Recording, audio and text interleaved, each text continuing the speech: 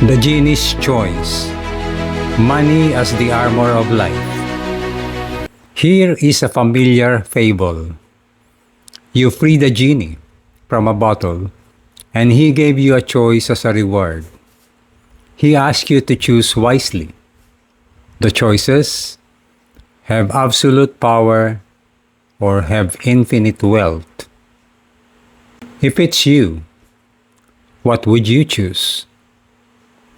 What do you think would the majority of people choose? The most coveted area in the wheel. When faced with a choice between power or money, guess what? The majority of people generally choose money. While the two are deeply intertwined and most often will lead to one another, societal observation, psychological studies, and informal surveys suggest that for the average person, money is the preferred goal. The most coveted area in the wheel of life, which is foundational to the quality of life we strive for, after health, is our money and finance.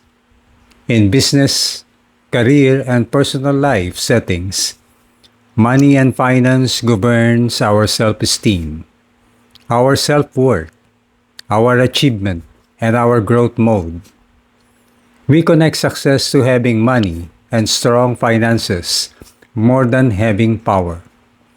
While money and finances is not a true measure of true happiness, it is a means to the desired outcome. Money and finance, if managed well, will have a more protracted value in time compared to power that may potentially diminish with age and circumstances. Why money wins? So why is money more desired over power? Money as a means, not an end. For most individuals, money represents autonomy and security rather than dominance. It means freedom.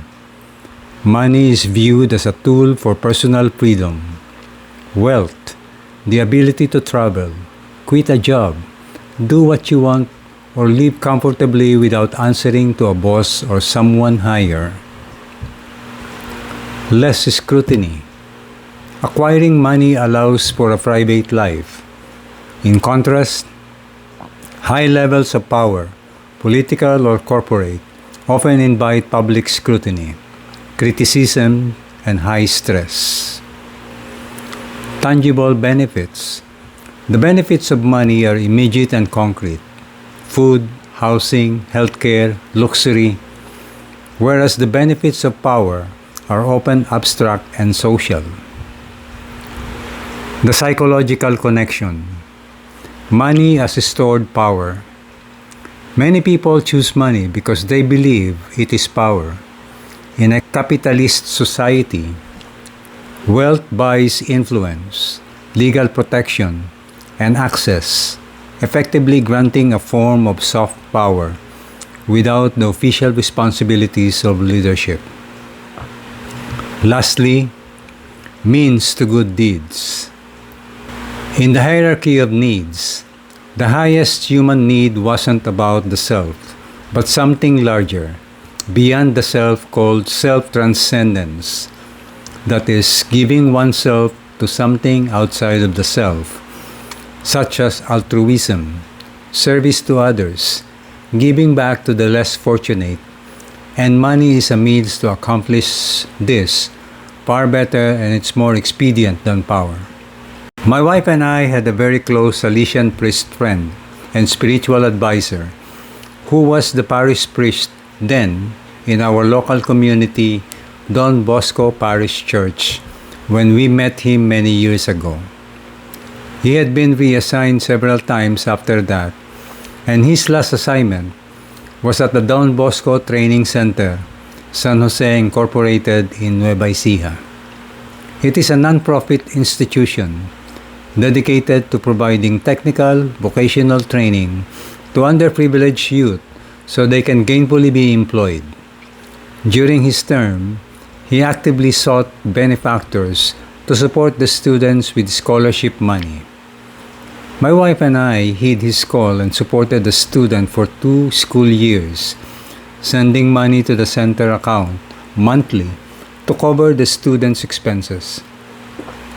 It's a small gesture of giving back, but the joy it brought to that student, able to finish his technical vocational training, to equip him to take reign of his future, is significant. Money for good deeds. The macro view. Global figures. Let me give an illustration of power versus money in terms of global people we know and can relate to for better appreciation. Consider Chinese President Xi Jinping and billionaire Bill Gates. Xi Jinping holds tremendous power, having absolute domestic control over China, the country having the economic and military muscle next to the US, if not side by side with the US. On the other hand, Bill Gates has long held the pole as the world's richest person, though as we look back at 2025 rankings, he has moved down in ranking. One of the main reasons he slid down the totem pole on the world's top 10 is due to self-transcendence. His massive philanthropy, donating tens of billions of dollars to his Bill and Melinda Gates Foundation, one of the reasons I've mentioned why money is more desired.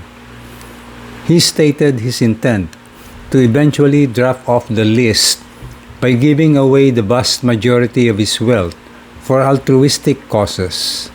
From a macro perspective, isn't it remarkable that Bill has acquired such wealth of money in a lifetime through his business diversification success, and at his pinnacle of life is willingly able to give it back to those peak experiences or so-called priceless moments which gives him joy and pride which money can't buy. Bill is able to achieve the full circle and close the loop on what having the money and finance can do to your will.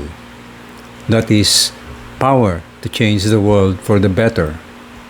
The micro view. You and me.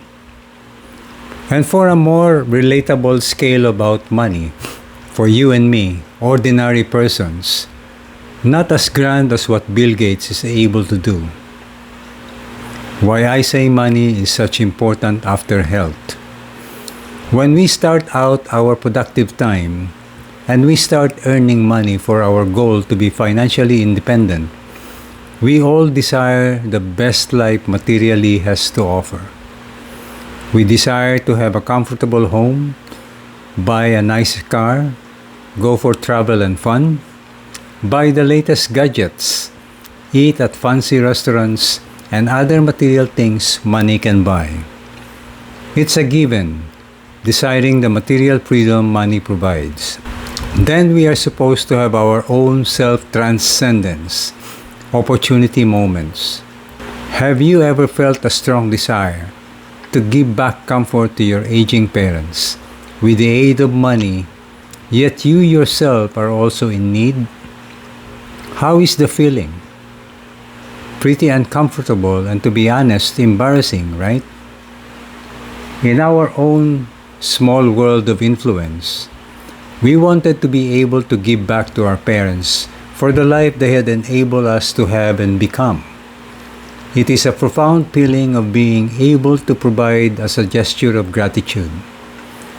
I personally know children, especially those whose parents struggled to give them the education and life to be well-meaning citizens and persons to really look after their parents when they start to have the financial means, giving them a decent home, providing for their health needs, creating bonding moments where the parents are at the center, and providing the means when the parents stopped working.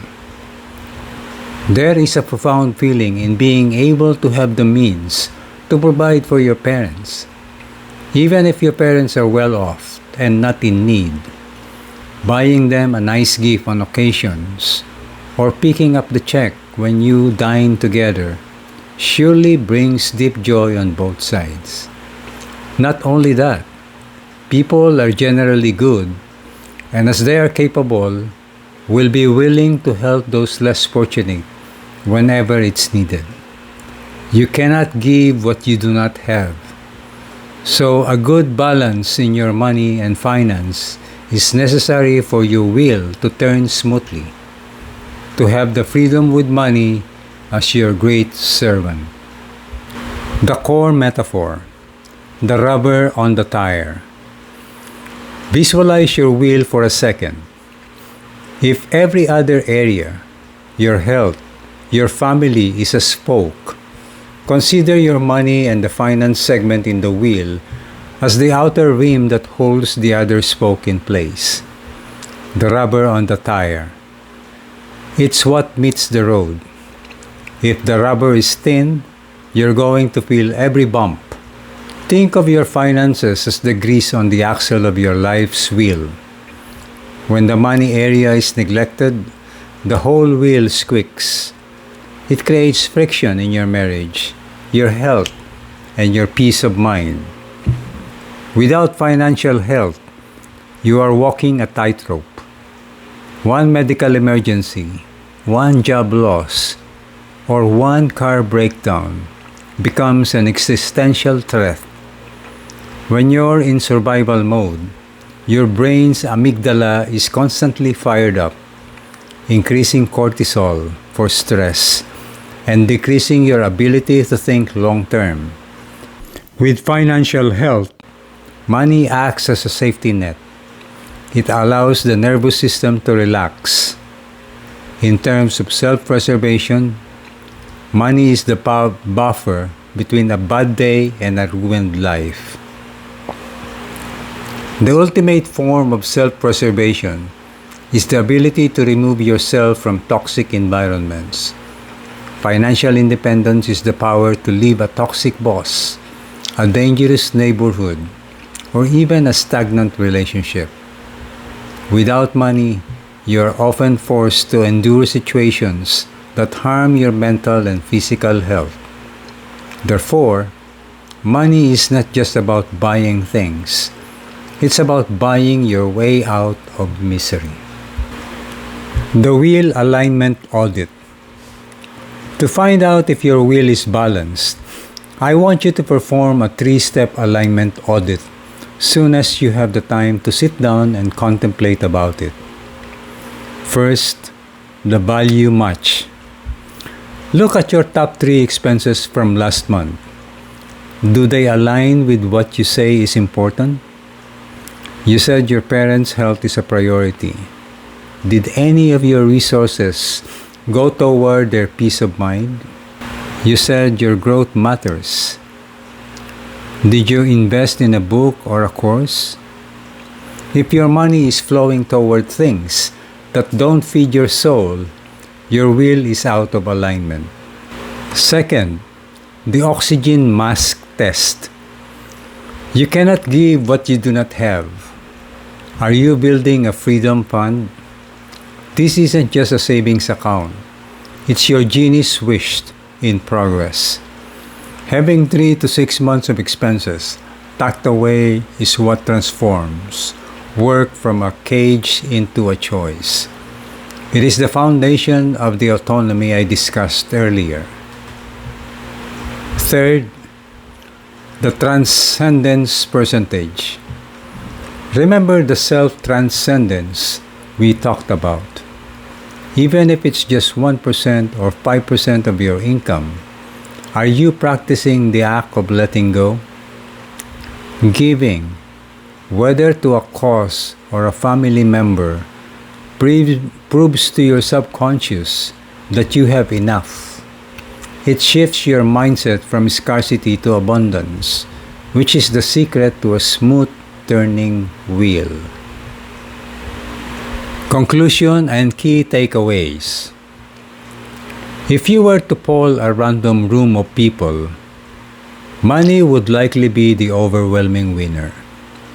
You likely want the freedom to control your own Tuesday afternoon, which money provides. rather than the responsibility of controlling others' lives, which power requires. Additionally, money allows us to preserve our family's future. Education for our children, care for aging parents. It ensures that your influence on the world doesn't stop the moment you stop working. Finally, as I close this pivotal episode, I'll leave you with this one final thought to carry into your week. Most of us are guilty of sacrificing our health, our romance, and our peace just to grow our money spoke. But I want you to look at your wheel today and ask yourself, are you spending your life building a fortune? Or are you using your fortune to build a life? Think about that. I'll see you in the next episode with the final spoke in the wheel when we talk about the affairs of the heart. Kindly like and share to others, to those I may never meet. This has been influenced by RCL.